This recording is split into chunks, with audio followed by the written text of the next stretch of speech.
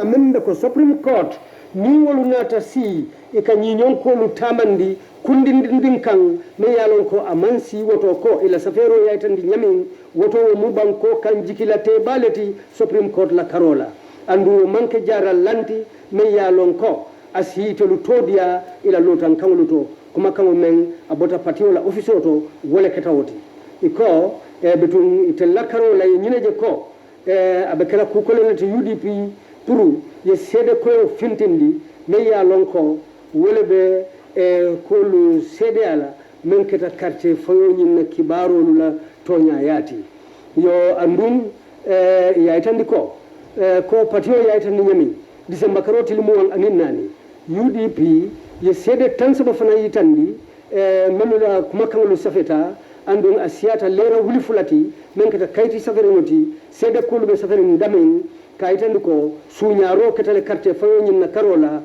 andu suñaro ya kemmen to yala wala membe president yala Adama Barrow United Democratic Party bitu December karoti limu anin nani bitu yo ko lu dundi men ketaw sede tan sabola kuma kangoluti ani men siata kayto lera wuli fulati sede ya ko lu be safarin damin andu itiluyo dundile hakil fulati je jakaliti je folo quartier fayo keta nyamin iko tapale ya keta jele kuru ya keta je tilimbal ya keta jele andum quartier sango fanan keta jele fulanjango wuli wulolu sotontale men ya lonko ye lafa tolu kan manu keta quartier fayla luti men ya lonko wolu manyal lafa la quartier fayla lu kan sabanjango wuli wulolu fonolu sotontale manu keta luntango luti manu manke nyim banku dimuti men ya lonko quartier o fay yo fanan sede kayti ko lu sotonne men ya lonko yolu be dundile yo quartier fayo nyin keta nyamin anin quartier konto fango keta nyamin iko tilimbali ali je keta jele men ya lonko moli yaje yolu fanal dundila sede ya ko lu konole ila safero nyinto andu ngolu damman niolu no masata abe quartier fayo nyin fango burkalale wotamiru patio nyin la hidota iko ila sede ko lu menu betel bulo kono iba fintindilale kayitandi Gambia dingulu bela Supreme Court min ayatara ko tamata jenu iko bare hanaman ke Supreme Court la koti itelefonale benyin sede ko lu itandi la Gambian ko lu lale kayitandi ko UDP mamboy nin carte faytambila to amunta ye bayjele tapale yani kuruya kan andu fanan kuntute nyatalo pour sede ya ko lu men bobulu ikanawulu fintindi ko yaytandi nyami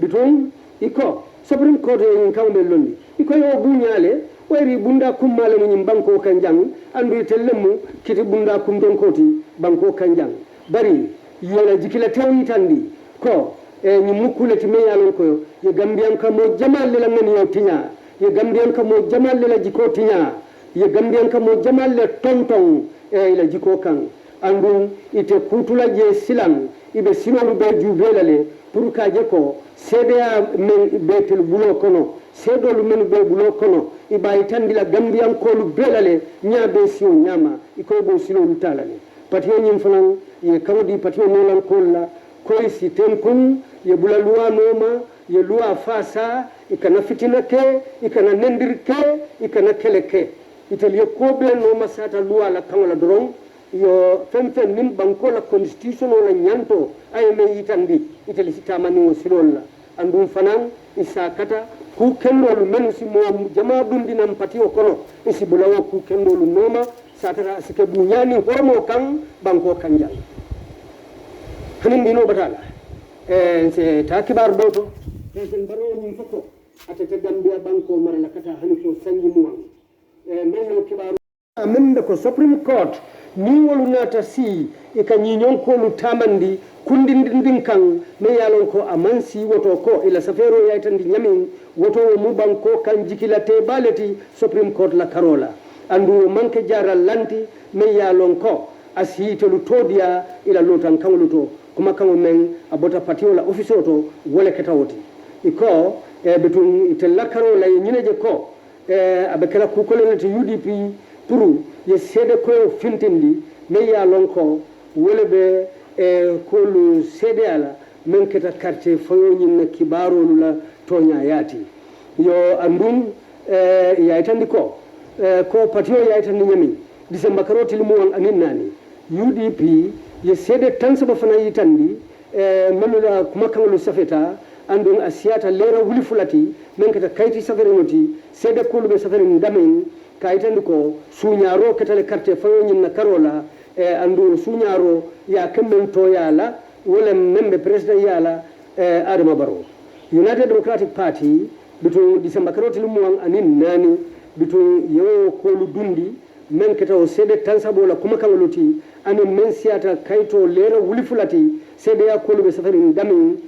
andu itiliyo dundile hakil fulati je jakaliti je folo carte fayo keta nyamin iko tapale ya keta jele kuru ya keta je tilimbali ya keta jele andum carte sango fanan keta jele fulanjango wuli wulolu sotontale men ya lonko ya lafa tolu kan manu keta carte fayla luti men ya lonko wolu manyal lafa la carte fayla lu kan sabanjango wuli wulolu fanolu sotontale manu keta luntango luti manu manke nyim banku dimuti men ya lonko carte o fay yo fanan sede kayti ko lu sotonne men ya lonko yewlu be dundile yo carte fayo nyin keta nyamin anin carte konto fango keta nyamin iko tilimbali ali je keta jele men ya lonko moli yaje yolu fanal dundila sede ya ko lu konole ila safero nyinto andu ngolu damman nyolu no masata abe carte fayo nyin fango burkalale e wotamiru patio nyin la hidota iko ila sede ko lu menu betel bulo kono iba fintindilale kayitandi Gambia dimulu bela Supreme Court ning ayatara ko tamata jenu iko bare hana man ke Supreme Court la koti itelefonal be nyin sede ko lu itandi la Gambian ko lu lale kayitandi ko UDP mamboy nin carte faytam milato amunta ye bayjele tapale yani kuruya kan andu fanan kuntute nyatale pro sede ya ko lu menu bobulu ikanawulu fintindi ko ya itandi nyamini biton iko Supreme Court en kawbe londi iko yo bunyale wayri bunda kummale mun banko kanjang andu tellemu kiti bunda kum don koti banko kanjang bari yela jikila tawi tandi ko ni mukulati me yalon ko ye Gambian ka mo jamal la ngani yo tinya ye Gambian ka mo jamal la jiko tinya ye Gambian ka mo jamal la tonton ila jiko kan andu ite kutula je silang ibe sinolu be jubelale pour ka je ko CDA men betel bulo kono sedolu men be bulo kono ibayi tandila Gambian ko lu belale nyaabe siyo nyama iko bo silo mutalale patiyo nyim fanan ye kawdi patiyo nolan kolla koy si tenkun ye bula luwa noma ye luwa fasa ikana fitina ke ikana nendir ke ikana kele ke italiye ko be noma sata luwa la kangola doron yo femfen nim banko la constitution wala nyanto ay me yitandi itali sitamani wo silolla andum fanan isa kata ku kendolu men si mo jama dundinam patio kono isi bulawo ku kendolu noma satara sike bunyani hormo kan banko kanjal hanin dino batala se takibar doto sen baro nyim fako atete Gambia banko marala kata haniko sangi muwan men kibaru